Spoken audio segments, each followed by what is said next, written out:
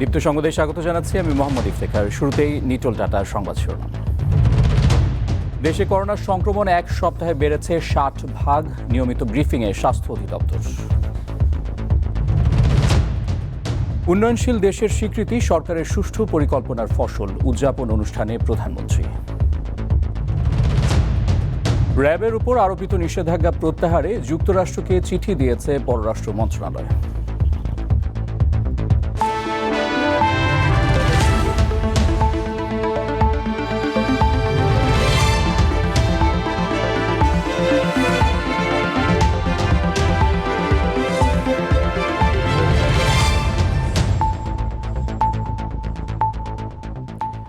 দেশে গত এক সপ্তাহে করোনা সংক্রমণ বেড়েছে 60%।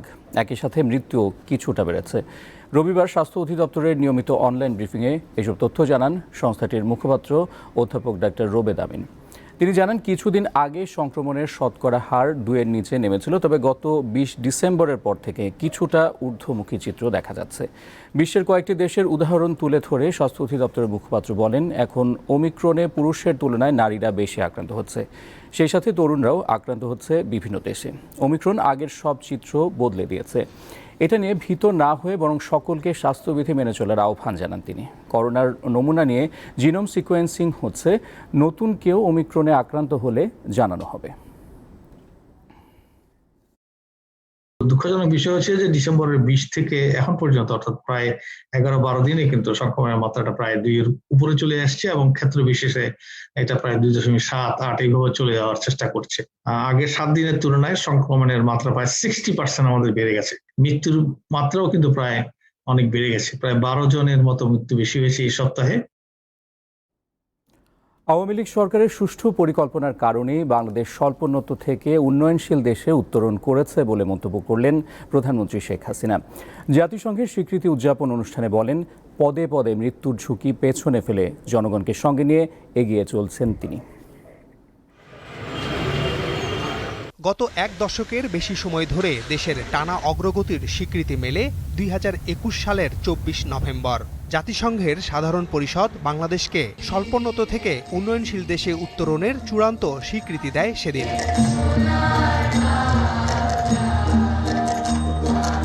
রোববার এই স্বীকৃতি উদযাপনের আয়োজন ছিল রাজধানীর বঙ্গবন্ধু আন্তর্জাতিক সম্মেলন কেন্দ্রে। এতে গণভবন থেকে ভার্চুয়ালি যুক্ত হন প্রধানমন্ত্রী Sheikh Hasina.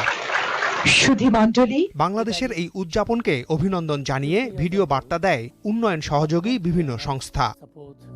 For your declaration of independence. The Bangladeshi people, as you celebrate this historic milestone, ADB is proud to be a long-term partner in Bangladesh's development journey.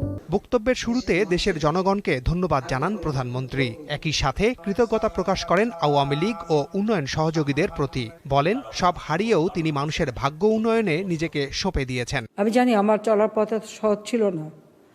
যে দেশের মাটিতে আমার বাবা মা ভাইয়ের হত্যাকারীরা ক্ষমতাসীন, যুদ্ধ অপরাধীরা ক্ষমতাসীন, সে দেশে আমার জন্য প্রতি মুহূর্তটাই ছিল মৃত্যুর গহ্বরে। যে কোনো সময় আমি হারিয়ে যেতে পারি, কিন্তু আমি ভয় পাইনি, পিছনে ফিরে তাকাইনি।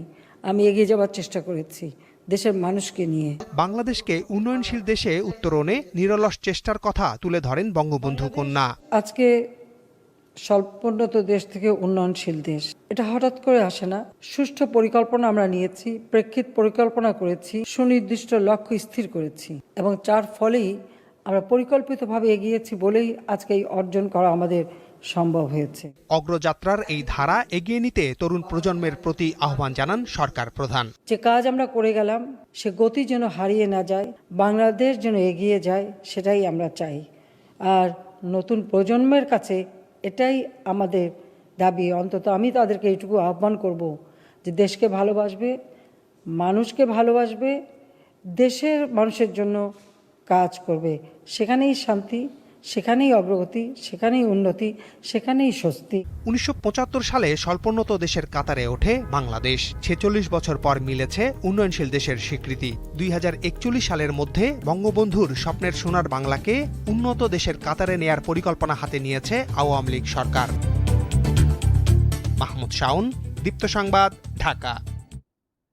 র্যাব এবং সংস্থাটির সাবেক ও বর্তমান 7 কর্মকর্তার উপর যুক্তরাষ্ট্রের নিষেধাজ্ঞা প্রত্যাহারের অনুরোধ জানিয়ে দেশটির পররাষ্ট্রমন্ত্রীকে চিঠি দিয়েছেন বাংলাদেশের পররাষ্ট্রমন্ত্রী একে আব্দুল মোমেন। খ্রিস্টীয় নববর্ষের শুভেচ্ছা চিঠিতে মার্কিন পররাষ্ট্রমন্ত্রী অ্যান্থনি ব্লিংকেনকে এই অনুরোধ করেন বাংলাদেশের পররাষ্ট্রমন্ত্রী। এতে দুই দেশের সম্পর্ক আরও জোরদারের আশাবাদ ব্যক্ত করেন তিনি। এছাড়া সন্ত্রাস ও জঙ্গিবাদ মোকাবেলা এবং মাদক বিরোধী কর্মকাণ্ডে র্যাবের ভূমিকাও তুলে ধরেছেন একে আব্দুল মোমেন।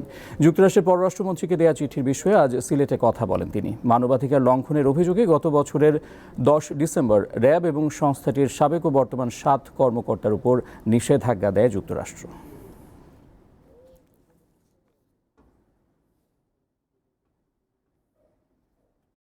বললাম যে প্রতিষ্ঠানের এরা কিন্তু যথেষ্ট ক্রেডিবল অর্গানাইজেশন। এদের কারণে সন্ত্রাস কমেছে, এদের কারণে ড্রাগ মোটামুটি আন্ডার কন্ট্রোল, এদের কারণে হিউম্যান ট্রাফিকিং, যেগুলো আপনাদেরই গোল।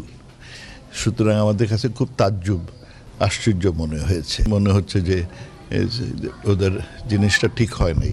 দেয়ার is a scope for examining the issue. তা আমরা সেই কথাটাই আবার চিঠিতে লিখেছি। নির্বাচন কমিশন গঠন নিয়ে মতামত দিতে রাষ্ট্রপতির সংলাপে বিএনপিকে অংশ নেওয়ার আহ্বান জানিয়েছেন আইনমন্ত্রী আনিসুল হক। দুপুরে সচিবালয়ে নিজ দপ্তরে সাংবাদিকদের এক প্রশ্নের জবাবে তিনি আহ্বান জানান। করোনাকালে 2 লাখ মামলা নিষ্পত্তি করা হয়েছে উল্লেখ করে আইনমন্ত্রী বলেন, ভার্চুয়াল কোর্ট পরিচালনা করায় মামলা জট হয়নি। নির্বাচন কমিশন পুনর্গঠন নিয়ে এক প্রশ্নের জবাবে আনিসুল হক জানান, রাষ্ট্রপতির সংলাপ শেষে এ বিষয়ে সিদ্ধান্ত হবে। দেশের স্বার্থে বিএনপির সংলাপে আসা উচিত বলে মনে করেন আইনমন্ত্রী। এটা আইন হবে, কিন্তু এই যে সংলাপের উপরে নির্ভর করবে, যে দেখা যাক কি হয়। বিএনপির উদ্দেশ্যে এই কথাই বলতে চাই, দেশ হচ্ছে সবার ঊর্ধ্বে।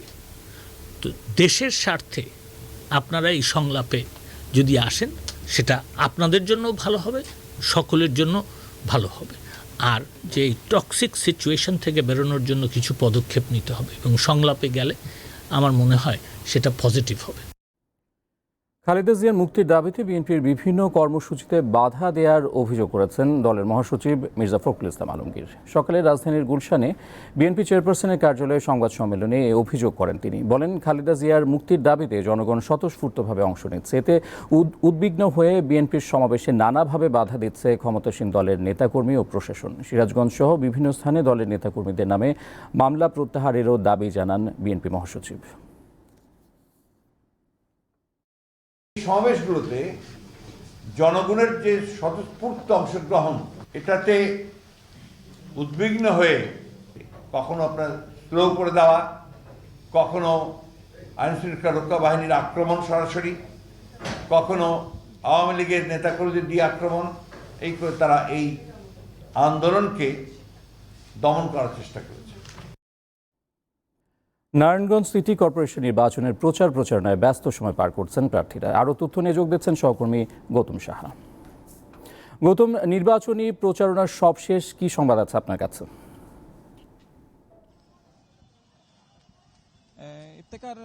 নারায়ণগঞ্জ সিটি কর্পোরেশন নির্বাচনে মেয়র এবং কাউন্সিলর প্রার্থীরা কিন্তু ব্যাপক প্রচারণা চালাচ্ছে। আজকে কিন্তু বাংলাদেশ নির্বাচন কমিশনের প্রধান রফিকুল ইসলামের সাথে মেয়র এবং কাউন্সিলর প্রার্থীদের এক মত বিনিময় সভার আয়োজন করা হয়েছে। সেই মত বিনিময় সভায় প্রার্থীরা কিন্তু বিভিন্ন সমস্যার কথা তুলে ধরেছেন এবং এক প্রার্থী আরেক প্রার্থীর যে আচরণবিধি লঙ্ঘনের কথা জানিয়েছেন এবং ভোট কেন্দ্রে যাতে সুষ্ঠুভাবে নির্বাচন হয় সেই বিষয়টি সমস্যার কথাগুলো নির্বাচন কমিশনকে তারা জানিয়েছেন। নির্বাচন কমিশনের যে প্রধান তিনি কিন্তু জানিয়েছেন, নির্বাচন সুষ্ঠু অবাধ করতে, নিরপেক্ষ করতে পর্যাপ্ত পরিমাণ প্রশাসন ইতিমধ্যেই নিয়োগ করা হয়েছে, প্রয়োজন হলে আরও নিয়োগ করা হবে। এর আগে আমরা বহু লাশ দেখেছি, নির্বাচনকে কেন্দ্র করে আমরা আর কোনো লাশ দেখতে চাই না।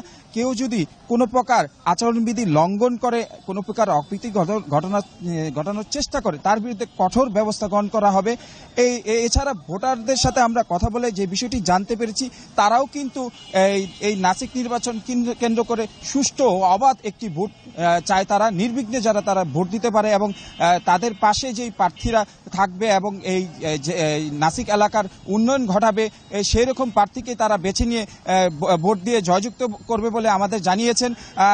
সবকিছু ঠিকঠাক থাকলে আগামী 16ই জানুয়ারি কিন্তু ইভিএম এর মাধ্যমে নারায়ণগঞ্জ সিটি কর্পোরেশন নির্বাচন অনুষ্ঠিত হবে, যেখানে 5,17,357 জন ভোটার ভোট দিয়ে এই নির্বাচন অনুষ্ঠিত করবে। এই ছিল আসলে নারায়ণগঞ্জের নাসিক নির্বাচনের আমার কাছে সর্বশেষ পরিস্থিতি।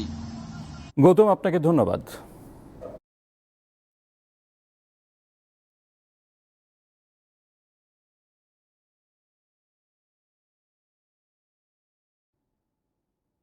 ঢাকা আন্তর্জাতিক বাণিজ্য মেলার দ্বিতীয় দিন আজ। মেলায় ক্রেতা দর্শনার্থীদের আনাগোনা বাড়ছে, তবে কিছু স্টল ও প্যাভিলিয়নের কাজ পুরোপুরি শেষ হয়নি। বাণিজ্য মেলার সার্বিক অবস্থা জানাতে সরাসরি যোগ দিচ্ছেন সহকর্মী রুবায়েত হাসান। রুবায়েত,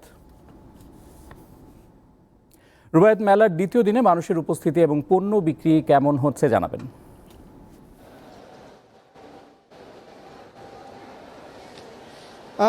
ইফতেখার, আপনাকে একটু জানাতে চাই যে আসলে এই বাণিজ্য মেলার যে প্রক্রিয়া বা কার্যক্রম সেটি কিন্তু আনুষ্ঠানিকভাবে গতকাল শুরু হয়েছে। মাননীয় প্রধানমন্ত্রী শেখ হাসিনা সেটির উদ্বোধন করেছেন এবং বাণিজ্য বা অর্থনীতিকে প্রাধান্য দিয়ে এই মেলায় কিন্তু প্রধানমন্ত্রী আহ্বান জানিয়েছেন যে দেশি বিদেশি ক্রেতা বিক্রেতা তাদের সমাগম যেন ঘটে। তেমনটি আসলে ঘটেছে। রাজধানীর ভেতরে বাণিজ্য মেলা অনুষ্ঠিত হতো প্রতি বছর, তবে করোনার কারণে গতবার সেটি হয়নি। এবারে সেটি রাজধানী থেকে খানিকটা দূরে অর্থাৎ পূর্বাঞ্চলে অনুষ্ঠিত হচ্ছে এবং বাংলাদেশ চায়না ফ্রেন্ডশিপ কনভেনশন হলে দুটো হল নিয়ে এই বাণিজ্য মেলাটি অনুষ্ঠিত হচ্ছে। মাসব্যাপী এই মেলার যে 14,000 বর্গ ফুট এলাকা রয়েছে, পুরো এলাকা জুড়েই কিন্তু বিভিন্ন দেশি বিদেশি ব্র্যান্ড শপগুলো তাদের বলা যায় যে প্যাভিলিয়ন, মিনি প্যাভিলিয়ন স্টল সাজিয়েছে এবং বাহারি পণ্য রয়েছে সেই স্টলগুলোতে। এবং গতকাল ছুটির দিন ছিল, আজ সরকারি ছুটি নয়, সাধারণ কর্মদিবস। সেই কারণে কিন্তু মেলায় বিকেলের পর থেকে ক্রেতা সমাগম বাড়ছে। তবে বিক্রেতারা জানিয়েছেন যে গতকাল অর্থাৎ প্রথম দিনে কিন্তু উপচে পড়া ভিড় ছিল এই জায়গাটিতে, অর্থাৎ ক্রেতারা কিন্তু আসছেন।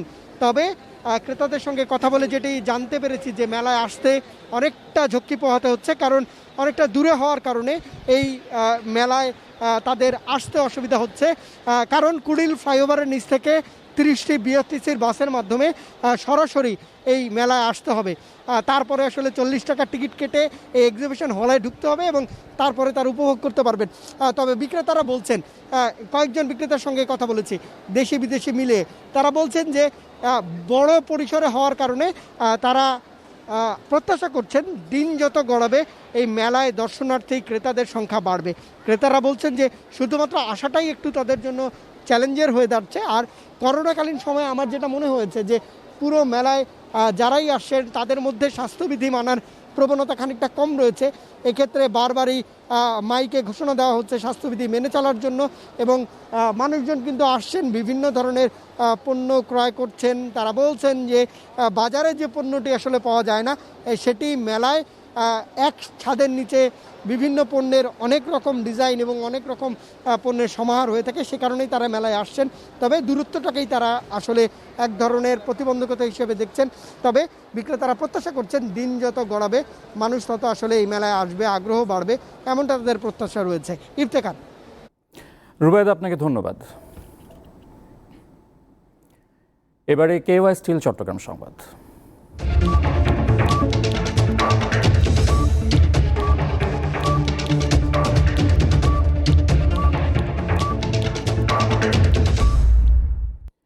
বান্দরবানে চলছে 7 দিনের লোকজ সাংস্কৃতিক অনুষ্ঠান ও পিঠা উৎসব। প্রতিদিন সকাল 10টা থেকে রাত 8টা পর্যন্ত চলছে এই আয়োজন।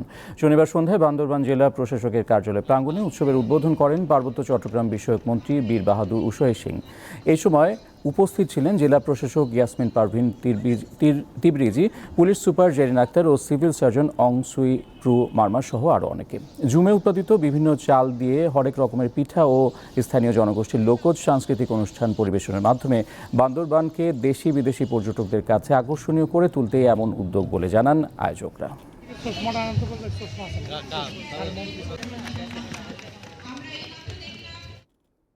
দীপ্ত সংবাদে নিচ্ছি বিরতি, সাথেই থাকুন।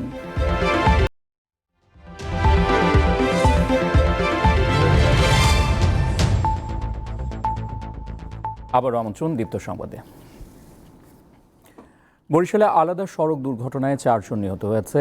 মুলাদিতে ট্রাকের সাথে ধাক্কা লেগে মোটরসাইকেলের 3 আরোহী এবং বাকেরগঞ্জে এক বাস যাত্রী নিহত হয়েছে। বেলা 12টার দিকে বরিশাল মুলাদি হিজলা সড়কের কাজিরচর নলিকান্দি এলাকায় মোটরসাইকেলে করে বড়ইয়ার দিকে যাওয়ার পথে বিপরীত দিক থেকে আসা ট্রাকের সাথে ধাক্কা লেগে পাশের জলাশয়ে পড়ে যায়।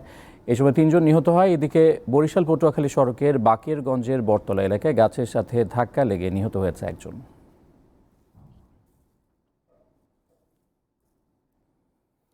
গাজীপুরের কালিয়াকৈরের মৌচাকে ফুট ওভারব্রিজ স্থাপনের দাবিতে মানববন্ধন করেছে বিভিন্ন স্কুল কলেজের শিক্ষার্থীরা। সকালে ঢাকা টাঙ্গাইল মহাসড়কের মৌচাক মাজার রোড এলাকায় এই মানববন্ধন হয়। এই সময় শিক্ষার্থীরা ঢাকা টাঙ্গাইল মহাসড়কে অবরোধ করে বিক্ষোভ করতে থাকলে মহাসড়কে যানবাহন চলাচল বন্ধ হয়ে যায়। আধ ঘন্টা পর হাইওয়ে পুলিশ এসে শিক্ষার্থীদের সরিয়ে দিলে চলাচল স্বাভাবিক হয়। অন্তত 15-20 স্কুল ও কলেজের শিক্ষার্থী ও সাধারণ পথচারীরা রাস্তা পার হন। ফুট ওভারব্রিজ না থাকায় প্রায় দুর্ঘটনার শিকার হয় শিক্ষার্থী ও পথচারীরা।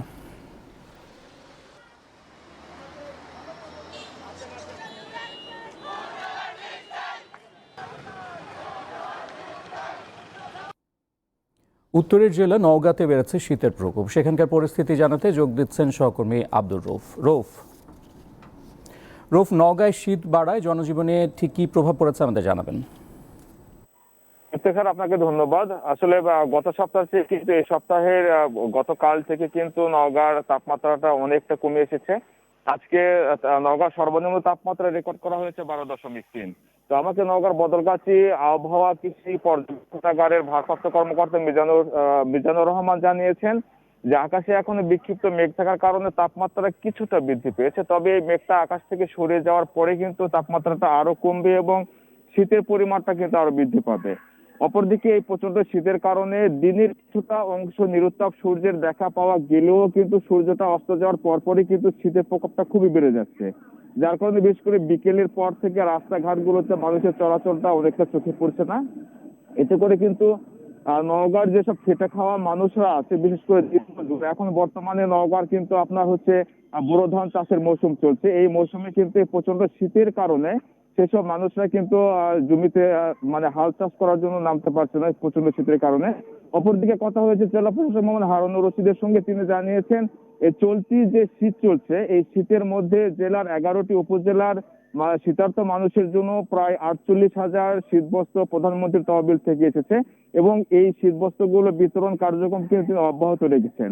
তবে এই শীতের এই প্রচন্ড শীত যে অব্যাহত যদি থাকে এবং আগামীতে সরকারের পক্ষ থেকে আরো শীতবস্ত্র শীতার্ত মানুষের মাঝে পৌঁছে দেওয়া হবে বলে জানিয়েছেন। এছাড়া কিন্তু আসলে যেসব মানুষরা খুব শীতার্ত দিনমজুর খেটে খাওয়া নিম্ন আয়ের মানুষরা, তাদেরকে কিন্তু শীত নিবারণের জন্য কিন্তু ফুটপাতের বিভিন্ন শীত বস্ত্রের যে দোকানগুলো আছে সেগুলোতে কিন্তু আসলে ভিড় করে কিন্তু শীত বস্ত্রগুলো কিনতে গিয়ে দেখা গেছে। এই ছিল নওগাঁ থেকে আমার কাছে শীতের সর্বশেষ তথ্য। রৌফ, আপনাকে ধন্যবাদ। যাচ্ছি পরের সংবাদে।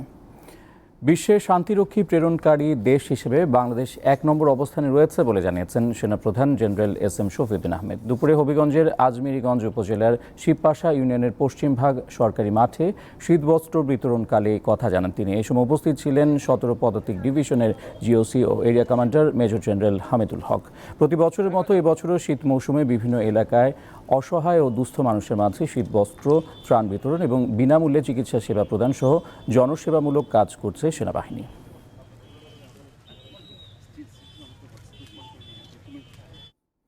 গোপালগঞ্জে সরকারিভাবে বরাদ্দ দেওয়া ঘর তদন্ত করে পুনরায় সঠিক ব্যক্তিকে বরাদ্দ দেওয়ার দাবিতে মানববন্ধন ও স্মারকলিপি দিয়েছে মুকসুদপুর উপজেলার গোহালা ইউনিয়নের গঙ্গারামপুর গ্রামের গৃহহীন পরিবার। সকালে মুকসুদপুর উপজেলার গঙ্গারামপুর গ্রামে মানববন্ধন হয়। তাদের অভিযোগ, গঙ্গারামপুর গ্রামে যে ঘরগুলো বরাদ্দ দেওয়া হয়েছে তাতে একই পরিবারের একাধিক সদস্য ঘর পেয়েছে। যাদের ঘর বরাদ্দ দেওয়া হয়েছে তাদের আগে থেকেই ঘরবাড়ি রয়েছে।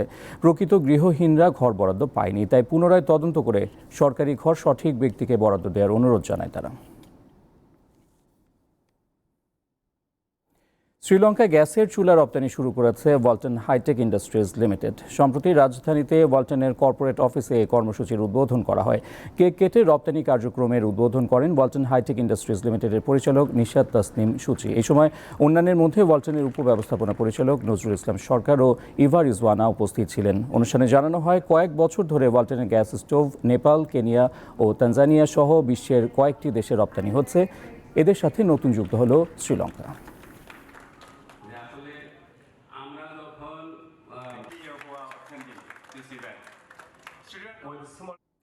দীপ্ত সংবাদে আবারও নিচ্ছি বিরতি, ফিরছি একটু পরে।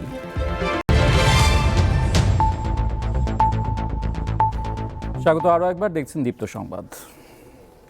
এবার দেশের বাইরের খবর। সাউথ আফ্রিকার কেপ টাউনে সংসদ ভবনে ভয়াবহ আগুন লেগেছে। তবে ছুটির দিন থাকায় এই সময় সংসদের কোনো অধিবেশন চলছিল না। দ্রুত ঘটনাস্থলে পৌঁছে আগুন নেভানোর চেষ্টা চালাচ্ছে দমকল কর্মীরা। আগুন নেভাতে একাধিক অগ্নি নির্বাপক গাড়ি ব্যবহার করছে তারা। ওই এলাকার আকাশ ধোঁয়ায় ছেয়ে গেছে। আগুন লাগার কারণ এখনও জানা যায়নি। খুলনার রূপসা নদীতে অনুষ্ঠিত হল ফ্যান্টাস্টিক 14তম খুলনা নৌকা বাইচ প্রতিযোগিতা।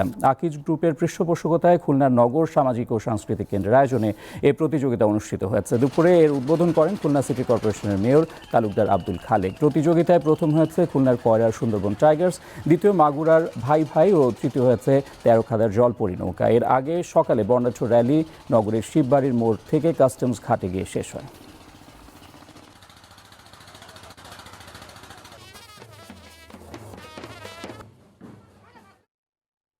শেষ করছি দীপ্ত সংবাদ। যাওয়ার আগে নিটোল টাটা শিরোনামগুলো জানিয়ে দিচ্ছি আরও একবার। দেশে করোনার সংক্রমণ এক সপ্তাহে বেড়েছে 60 ভাগ, নিয়মিত ব্রিফিংয়ে স্বাস্থ্য অধিদপ্তর। উন্নয়নশীল দেশের স্বীকৃতি সরকারের সুষ্ঠু পরিকল্পনার ফসল, উদযাপন অনুষ্ঠানে প্রধানমন্ত্রী। র্যাবের উপর আরোপিত নিষেধাজ্ঞা প্রত্যাহারে যুক্তরাষ্ট্রকে চিঠি দিয়েছে পররাষ্ট্র মন্ত্রণালয়।